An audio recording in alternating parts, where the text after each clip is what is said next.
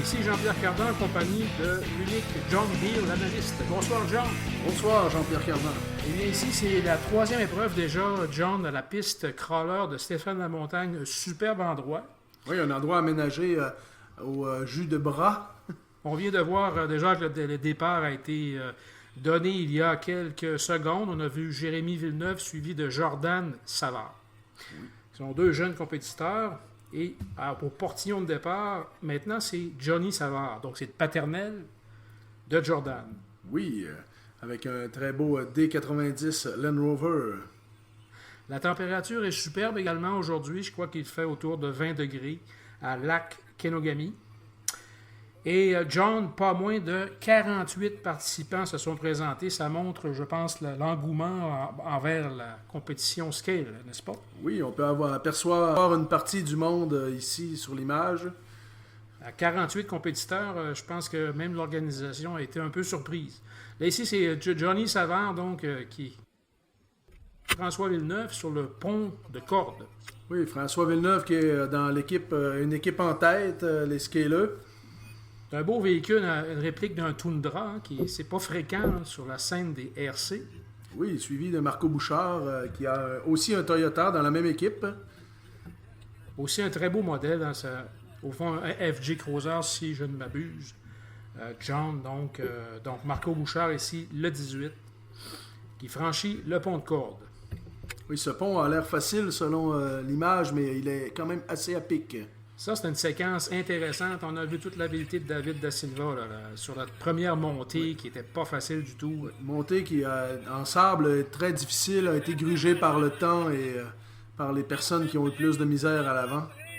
Yannick Fortin, ça c'est le numéro 9. On voit Yannick qui a réussi à franchir ce passage, mais il y a plusieurs compétiteurs qui ont dû être remorqués au moyen d'un treuil pour franchir cette difficulté.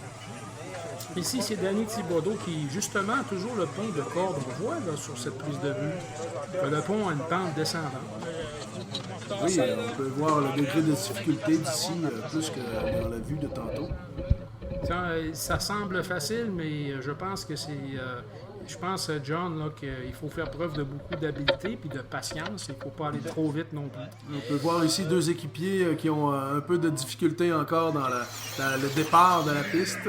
Un très beau Géland de Régis Martin, donc du lac Saint-Jean, qui était venu faire la piste. Ça, c'est Jean-Pierre Couture, donc ici sur l'obstacle dans la forêt. Là. Oui, avec un beau TF2 Toyota aussi.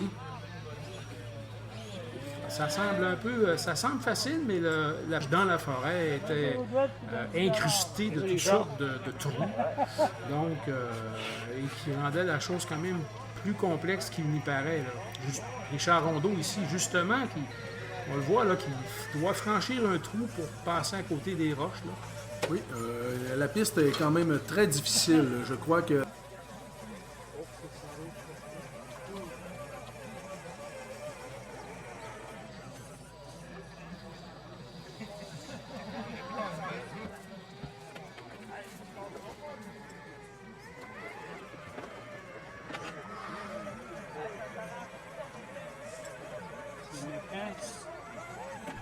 c'est une question d'être patient, de ne pas aller trop vite et de.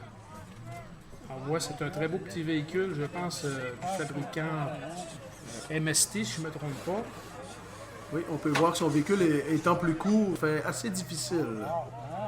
Et finalement, c'est Bastien Dubé qui a franchi donc cet obstacle qui semble facile. Sébastien qui est un pilote d'expérience quand même, suivi de Michel Fortin des Vieux Croulants. Michel qui est un pilote d'expérience. Ici, c'est Anthony Tremblay, l'équipe des Bagnoles, qui, c'est un véhicule classe 2. Là, déjà, on voit un peu des véhicules de classe 2. C'est pas tout à fait le même parcours. Hein? Non, les véhicules classe 2 ont un parcours qui commence différemment et qui se termine dans le même parcours que les véhicules classe 1. L'épreuve qu'on vient de voir là est une roche qui demande quand même une bonne difficulté à passer. Et qui laisse de nombreuses, j'allais dire des échymoses, mais enfin des graphings sur les carrosseries des véhicules. Ça, c'est Maxime Desbiens. Ça, c'est un nouveau venu sur le circuit. Là. Oui, il a un véhicule quand même assez modifié, comme on peut voir, avec un empattement de roue très large. Et ces pneus Irax ici qui vont peut-être l'aider ah oui, il a presque franchi Oui, ça semble bien aller. ce passage qui est complexe, hein, une espèce de dévers avec un virage à droite très rapide, puis c'est vraiment pas facile. Là.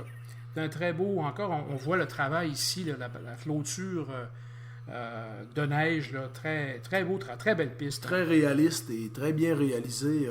Je crois que Stéphane Lamontagne a eu de l'aide de beaucoup de personnes, dont certains qui sont participants dans le challenge. D'ailleurs, Stéphane me disait qu'il remerciait tous les gens qui ont contribué et, voilà, là, à l'aménagement de la piste. Là, c'est Stéphane Lamontagne devant ici. Là. Oui, je crois qu'il a certains avantages connaissant beaucoup sa piste, mais elle est difficile pour tout le monde. Il y a un Jeep assez original, Stéphane Lamontagne ici. C'est sûr qu'il est très aguerri, donc il trouve toujours la façon de franchir sans trop de dégâts les obstacles. Alors, on a une belle prise de vue Oui, ici. je crois que le caméraman n'est pas peureux. Ah non, il n'a pas froid aux yeux. Et voilà, ben, on a vu qu'il a un peu plus montré à bord du véhicule. Un autre beau véhicule, un Hummer à Ken Bouchard, coéquipier des Team Jeep. Un autre véhicule à carrosserie, comment dire, dure, hein, en plastique dur. Des véhicules qui donnent un peu plus d'handicap, mais beaucoup plus de réalisme. Très belle cage, un exocage aussi, on va le voir. Oh, il a foncé dans le caméraman. Je ne sais pas s'il y a des blessures.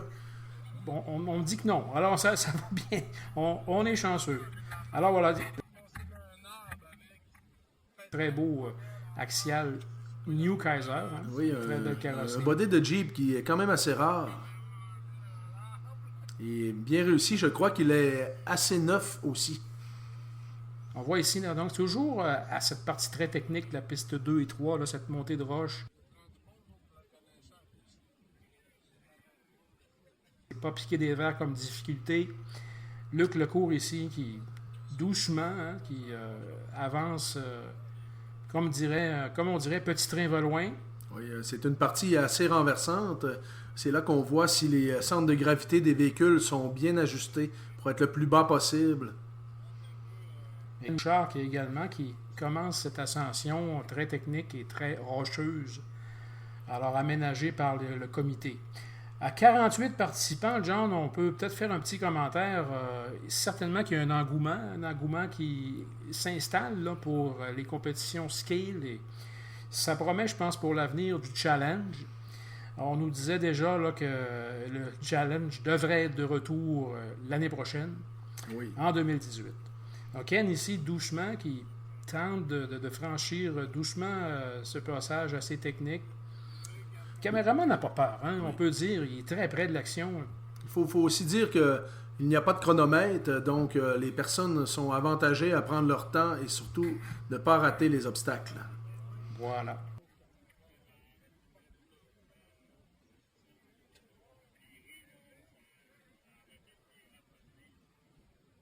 C'est une compétition qui est des plus amicales. Oui. Le numéro 30, ça, c'est...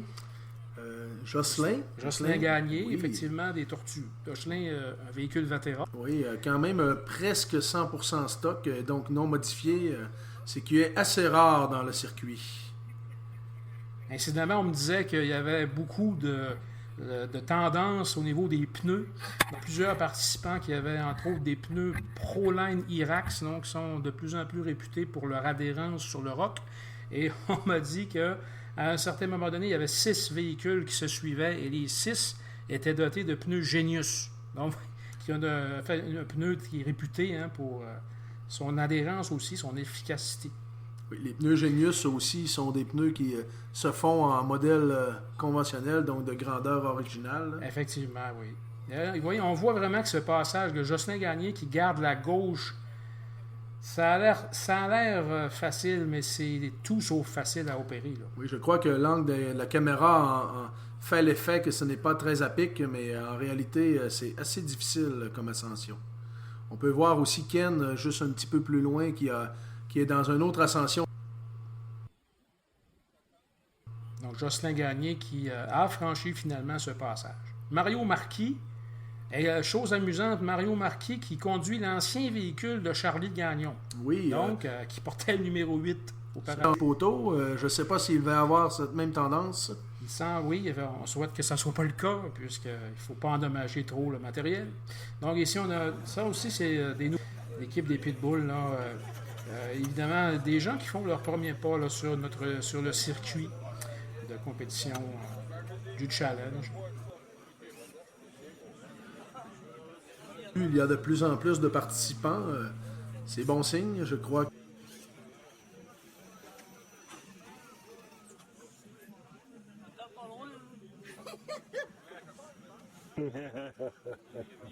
Ah, t'es correct.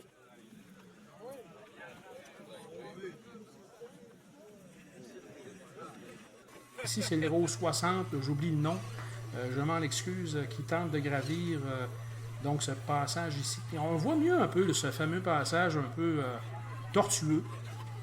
Oui, souvent, dépendamment de l'angle de caméra, on peut avoir la chance de constater la difficulté, le niveau de difficulté des obstacles. Certaines graphiques additionnelles sur la carrosserie dure, la carrosserie hard du Jeep du numéro 60. Finalement, qui a franchi le passage, mais on voit que c'est vraiment pas facile. Suivi par le numéro 68, Stéphane Blais, qui a un Jeep SX10 de modèle Cherokee. Un modèle quand même assez commun en RC. Et j'ose même pas imaginer, John, qu'est-ce que ça aurait été s'il avait plu. Ça aurait été absolument extrêmement difficile de franchir ce passage-là. Ce passage-là est devenu presque infranchissable. Il ne faut pas oublier que les gens peuvent utiliser des treuils ou des cordes, donc ce passage aurait été probablement obligatoirement franchi avec des treuils. Il est certain que les treuils, ça prend plus de temps et ça peut. Et quelquefois, un participant peut, en aidant dans une impasse, dans une situation difficile, comme c'est arrivé entre autres à quelques participants là, à Saint-Fulgence là, dans la neige. Là, c'est Régent Perron, je pense. Donc, numéro 71. Encore un nouveau participant aussi. Un véhicule Komodo. Et Régent donc, il y a des pilotes présentement sur le circuit qui ne pilotent pas depuis très longtemps. Et voyez, Régent a réussi à franchir quand même assez bien ce passage technique. Oui, je crois que ça... Oui, il est dans une bonne posture. C'est terminé. Et voilà. Une autre prise de vue ici. On est rendu au véhicule classe 3 ici, avec Maxime Auclair. Maxime Auclair qui franchit, semble-t-il... Ah, non, il est redescendu. Les véhicules classe 3 ont un empattement souvent très large.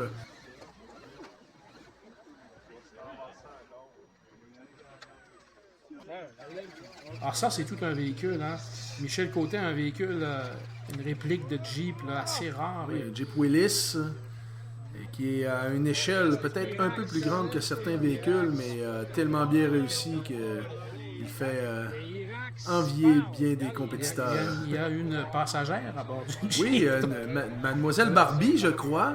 On espère qu'elle ne criera pas trop de cris.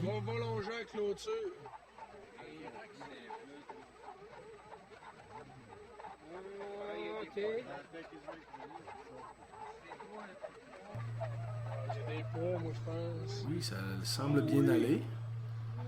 Ce n'est jamais fini tant qu'il n'est pas rendu en haut. C'est le gros avantage des compétitions de Team Saguenay, hein, il n'y a pas de chronomètre. Donc, simplement d'essayer de réussir l'obstacle, la piste. Bien sûr, il ne doit pas dépasser la clôture à neige. Semble être assez à la limite. Endommagez pas la clôture! Donc, c'est Michel Côté, donc, dis-je. On voit en arrière Maxime Auclair. C'est pas facile, hein, vraiment, là. Il y a beaucoup de circulation, hein, sur la piste 2 et 3, là. Oh.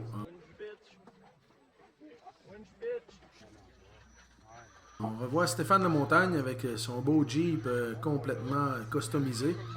Ça, c'est une partie vers la fin hein, de la partie de la forêt, donc, mais qui n'était pas facile. On me glissait à l'oreille que certains participants se sont retrouvés dans des problèmes là, dans ce secteur-là parce qu'il y avait un important dévers, c'est-à-dire une pente dans le sens de la largeur de la piste. Et les participants glissaient vers le bas de cette pente-là sur l'espèce de clôture. Mario Marquis, qui a eu le mot, donc il franchit lentement ce passage qui a l'air anodin, mais qui ne l'est pas. Mario, qui est rendu près de la fin, semble ne pas avoir percuté de poteau. C'est très bon. Donc, c'est vraiment le pilote hein, qui, oui. qui dirige le camion. Le camion, donc, n'avait pas une arme maléfique pour frapper des poteaux. Le 43, c'est Maxime Desbiens. C'est vers la fin, je crois, du parcours classe 2. Donc, comme vous pouvez voir, certains compétiteurs ont terminé le parcours alors que certains n'en sont qu'au début.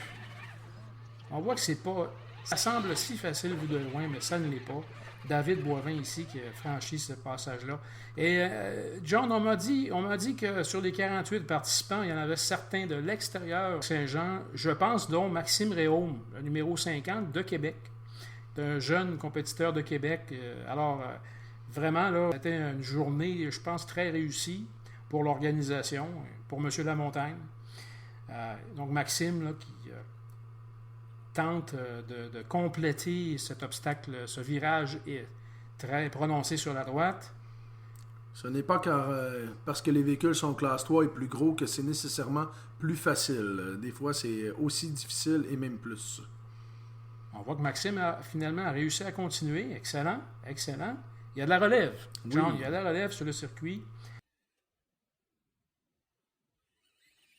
Stéphane Lamontagne encore qui bouscule le caméraman. Donc, je crois que le caméraman passait proche de se faire frapper encore. Peut-être avoir quelques bleus, quelques contusions ici. Mais Mario Marquis, donc il franchit encore le passage de tout à l'heure, si je ne me trompe pas. Voilà, mon Mario qui a réussi. Mario originaire qui demeure également à Lac-Kenogami. Danny Tremblay ici. Danny est un très bon pilote d'expérience. Pilote souvent à une main, tient sa bière sans la lâcher.